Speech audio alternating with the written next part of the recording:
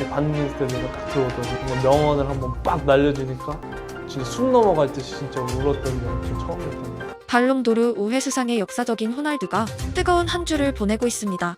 오랜 현역 시간 동안 수많은 이슈를 만들어온 호날두지만 이번만큼 강한 비난을 받은 전례는 없었습니다. 한국 방문의 논란은 사실상 국내에 한정된 사건이었고 당시 소속팀 유벤투스와 유럽에서의 그의 입지는 여전히 탄탄했습니다. 하지만 이번 조기 퇴근 사건은 축구의 본질인 팀과 팬, 그들이 만들어내는 로열티를 직격한 사건이라 유럽인들의 종교 같은 축구 자체에 대한 도전으로 여겨지고 있습니다. 스트라이커들의 골에 대한 이기심은 결국 팀 승리를 위한 핵심 에너지로 여겨졌고 호날두는 공격수로서 필요 덕목인 이기심 부분에선 오래도록 정점에 오른 선수였습니다. 팬과 구단은 호날두의 특징적인 승부욕과 이기심을 그의 성장의 원동력으로 보기도 했습니다. 하지만 경기장 안에서의 이기심과 달리 팀이 이기고 있는데 경기장을 떠난 것은 팀 승리와 나는 무관하고 나는 오직 나의 승리만 원한다로 해석되며 이것은 영국인들이 축구를 만든 이유와 정신에 정확히 반대되는 행동이었습니다. 그의 엄청난 활약 덕분에 대부분의 동료들이 그를 보호했던 반면에 신인 시절부터 호날두의 성격을 강력하게 비판했던 선수가 있습니다. 바로 손흥민의 유럽 무대 첫 번째 롤모델이었던 반니스텔로이입니다. 맨유 훈련장에서 반니가 호날두를 울렸던 사건을 아시나요? 그리고 정반대의 이유로 손흥민을 울린 반니를 아시나요?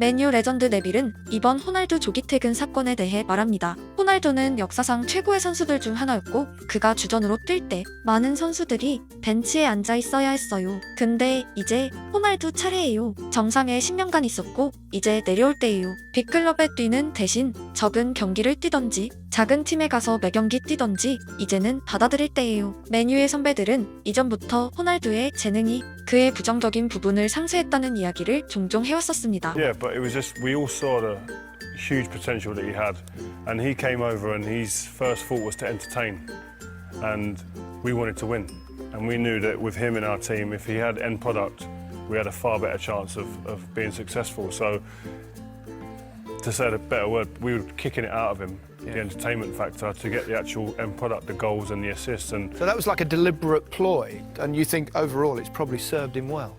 100%. It wasn't something that we would have spoke about. It's just something that natural that we would have thought. Listen, this guy's got the talent to take us over the line to the next level, and to do that, he's got to start passing the ball. I mean, No, look, it was like every player with talent. You need them to work back. You need them to work for the team, and if you're going to be a successful team, and he didn't really entertain the thought of running back, did he, and defending, and you have to say that's the way he's brought up, and the talent that he had, it made up for that. We didn't care towards the end, really, did we?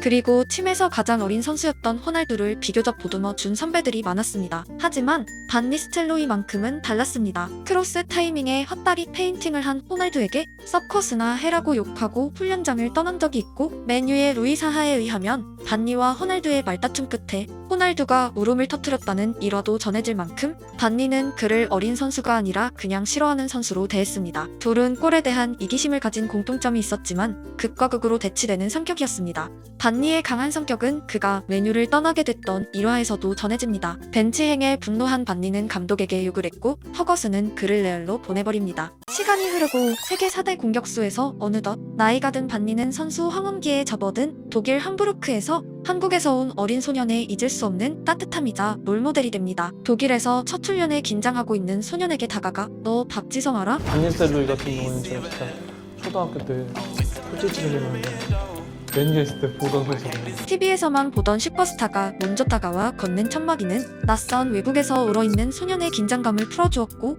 소년의 재능을 알아차린 레전드는 한국의 무명 선수를 주목하라는 트위터를 업로드하며 소년이 스스로를 믿을 수 있게 했으며 부상으로 데뷔가 늦어진 소년을 다독이고 결국 울음을 터뜨리게 했습니다. 아 이게 그냥 타박이구나 라고 생각하고 싶었는데 진짜 너무 아팠던 거예요. 잠을 못 잘 정도로. 그래서 그 다음날 병원을 딱 갔는데 이게 뼈가 이렇게 툭 부러진 게 이렇게 돼 있는 게 보여요. 그래서 근데 그날 또 저희 팀 전체로 사진 찍는 날이었어요. 제가 화장실 가서 이렇게 조금 닦고 있는데 갑자기 반니스텔로이가 딱 들어오더니 아, 정말 명언을 한번 빡 날려주니까 눈물이 진짜 제가 막 터져갖고 그냥 진짜 그렇게 막 진짜 숨 넘어갈 듯이 진짜 울었던 적이 진짜 처음이었던 것 같아요. 아 우리는 너를 기다리겠다고.